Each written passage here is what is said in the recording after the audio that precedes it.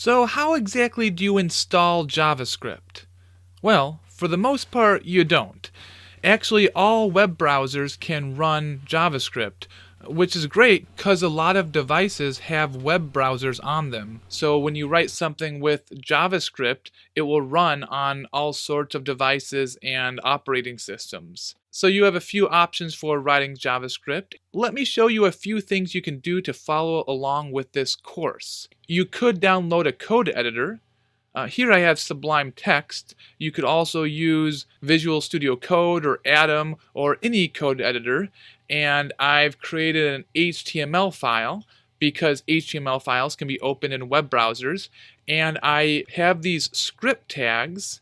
These are HTML tags, but within our script tags we have our JavaScript. So if I open up this file in a web browser, it looks like this. Well, I can open up my JavaScript console, and then in the console you can see it says hello world. That's right from my JavaScript program. So whenever you do console.log, it's going to show in the console here.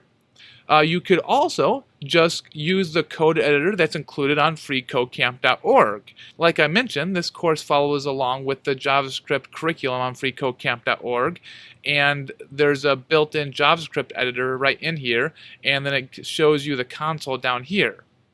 Another option would be to use CodePen. If you go to codepin.io, I'm going to go to Create Pin, and then there's going to be three windows: HTML, CSS, and JavaScript. Well, we just care about the JavaScript, and in this course we're not going to be doing anything with HTML and CSS. We just need the JavaScript and the JavaScript console. So if I do console.log and then do hello world, then we can see right in the console hello world. The final thing you could do would be use Scrimba. Most of the course I actually recorded using Scrimba.com. So if you want, you can use Scrimba.com to follow along.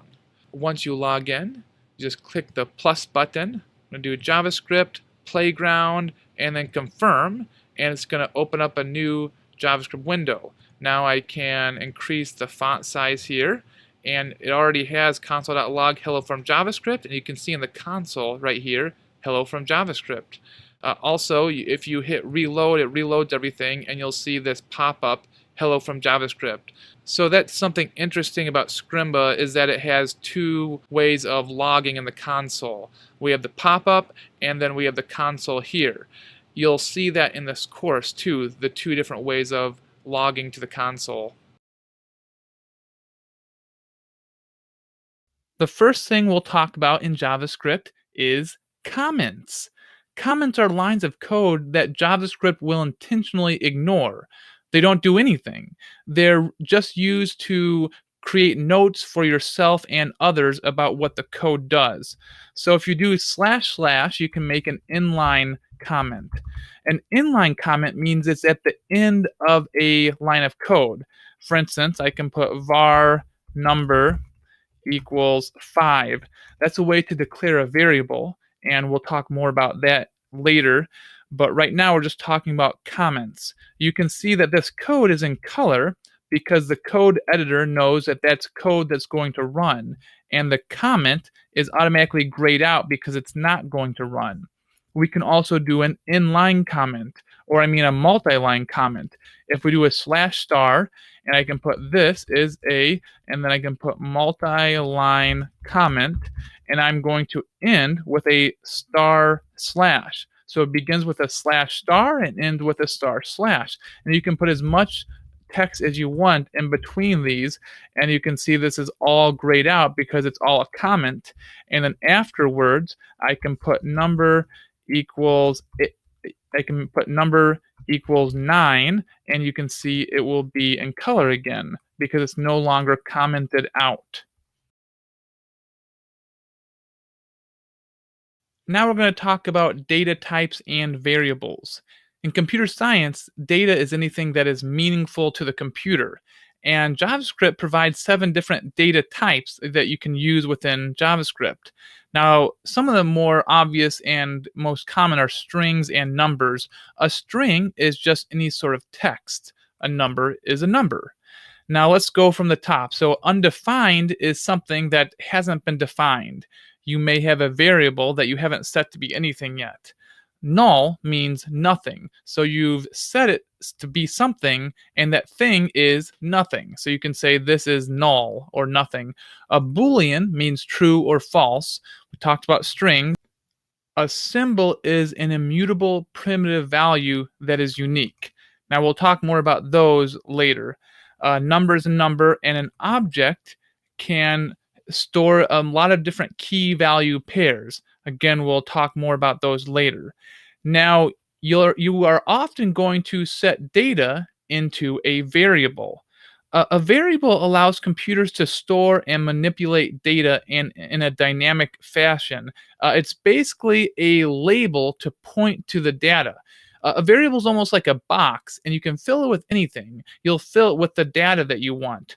So, to declare a variable, one way is to use the keyword. Var stands for variable, and I can say my name. I can set this to anything. It can be any of the data types above, but it's common to set something to a string. So I can set my name to be Bo. Now, later, you can set it to be something else. I can say my name equals 8. And you can just set it to other data types later. Now, there are actually three ways to declare a variable in JavaScript. So var is one of them, and for a while that was the only way, but there are other ways too. There's a way called let, so I can say let our name, and then I can say equals free code camp. And then the other thing would be const. So I could do const pi equals and 3.14.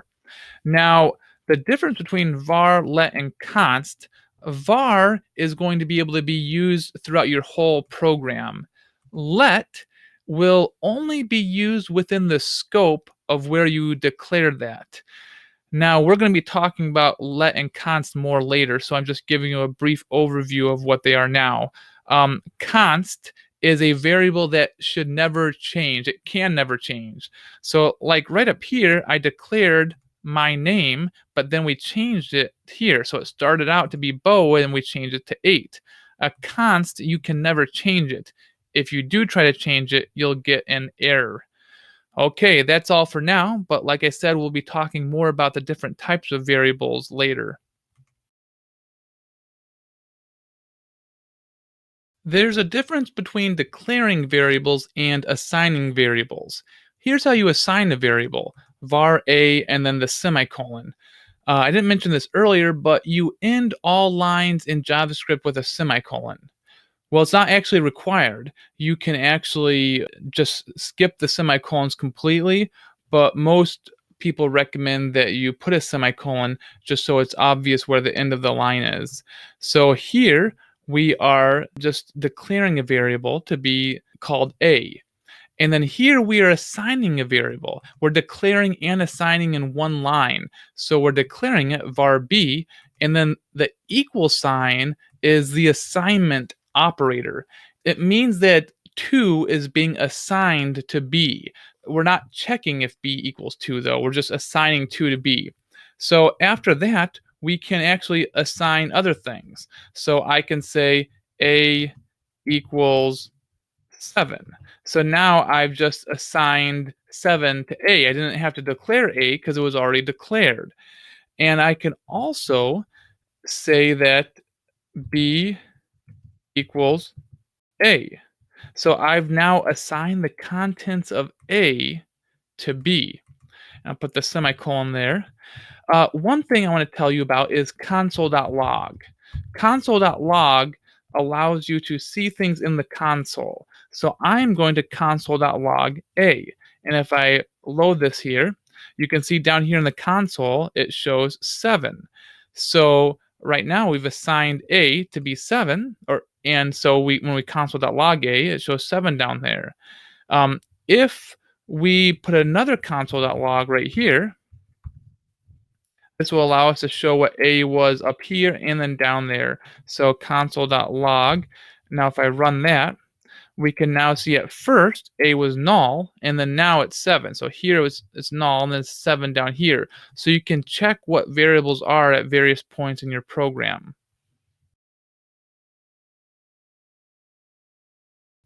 Now I'll show you another example of initializing a variable to an initial value at the same time it's declared. So I'm going to say var a equals 9. So the var a is declaring it, and the equals 9 is initializing it with the assignment operator, which is the equal sign. Before we do anything to these variables, they are uninitialized.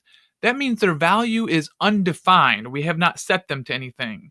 But it's simple to fix that. I'll just set this to 5. I'll set B to 10. And then we can set C to a string. It's going to be I am a string. We always have to put in quotation marks like that. So you can see a plus 1 is going to equal 6. 5 plus 1 equals 6. B equals B plus 5. That's going to be 15. And then C is now going to say, I am a string. Variable names and function names in JavaScript are case sensitive. That means the capitalization matters. So this declaration here is not the same as this assignment. Even though the letters are the same, the capitalization is not the same. So it's not going to assign correctly. And in here, you'll see there's an error if we try to run it because this has not been defined. It has not been declared. It's generally common practice to use camel case. So let me show you how we do that. Instead of studly cap var, it's going to be studly cap var. So the first letter is always going to be lowercase, and anytime you have a new word or new section of a word, you just capitalize the first letter. And so we can change this. This one's correct. So now we just go down here, studly cap var, and then we just do proper camel case, and then title case over. So now all these should be defined. So we declare them up here, we assign them right here, and then this is not going to give us any errors. It's going to behave exactly how we want it to behave.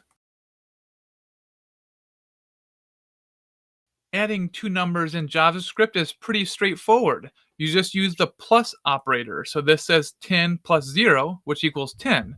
We can also do 10 plus 10, which is going to equal 20. If we do a console.log, and I can put sum here, and then you'll be able to see that the answer is 20.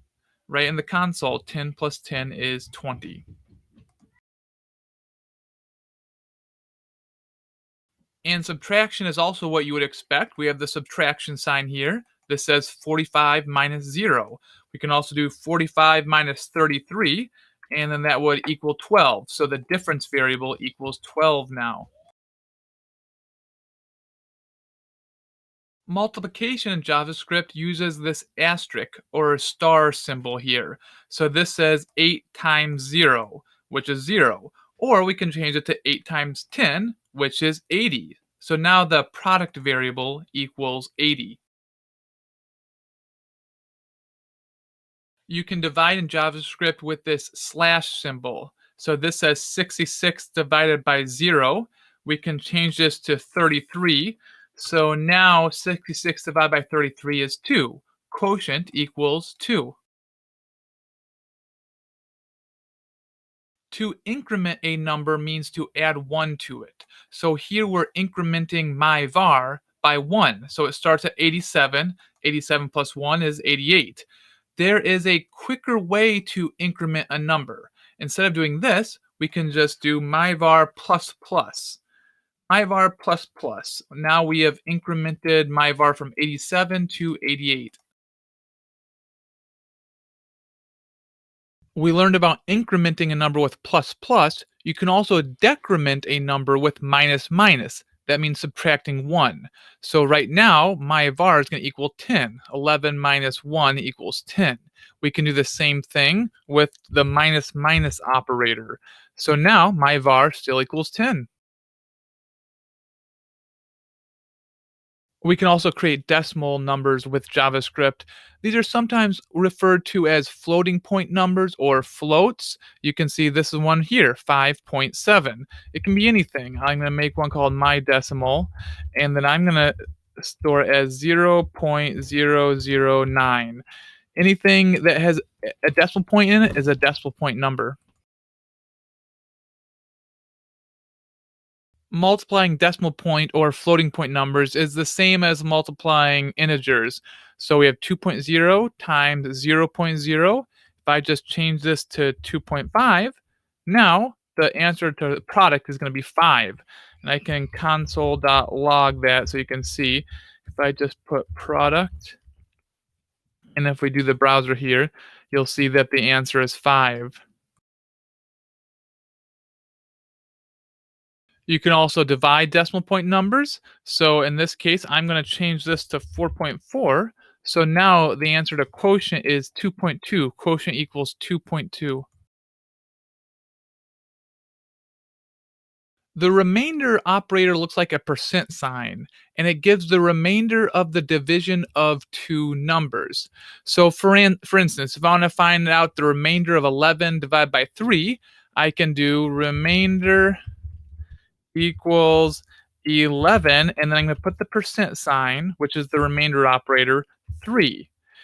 And 11 divided by 3 is 9. 11 minus 9 is 2. So the remainder is going to be 2. 11 remainder 3 is 2. The remainder operator is often used to determine if a number is even or odd. If you can divide a number by 2 and the remainder is 0, that means the number is even. It's common to want to add a number to a variable like this. See, a equals a plus 12. Well, a starts at 3 plus 12 is 15. So we're just adding 12 to whatever a is. Here we're adding 9 to whatever b is. Here we're adding 7 to whatever c is. This is such a common pattern that there's a shortcut to do the same thing. It's the plus equals operator. So instead of a equals a plus 12, we can do a plus equals 12. So this equals the same thing. So instead of b equals 9 plus b, we can do b plus equals 9. So now we're adding the value to the variable and assigning the answer to that variable. So again, here we can do plus equal 7. So that's just a shortcut. Previously we learned about plus equals. Well, minus equals does the same thing but subtracting. So this says a equals a minus 6. We started at 11. Minus 6 is going to be 5. So the new a is going to be 5. But we can shorten that. Instead of a equals a minus 6, we can do minus equals. This is just a shortcut that JavaScript has that means the same thing. That means a equals a minus 6, but it's just shortened. Same here, so we can do minus equals 15. C equals c minus 1, we can do c minus equals 1. So it just subtracts the number from the original value and then assigns that new value to the variable. Here we have a equals a times 5. Well, we can do the same thing as before. We can shorten this to a times equals 5. So that means the same thing. Here, we can do a times equals 3. And then c equals c times 10. We can shorten this to c times equal 10. And that's another shortcut for JavaScript. And there's also divide equal. So a equals a divided by 12. We can do a divided by equal 12. And then here we can just do divided by equal 4 or divided by equal 11. So another way of just dividing the variable by a new number and assigning that answer to the variable.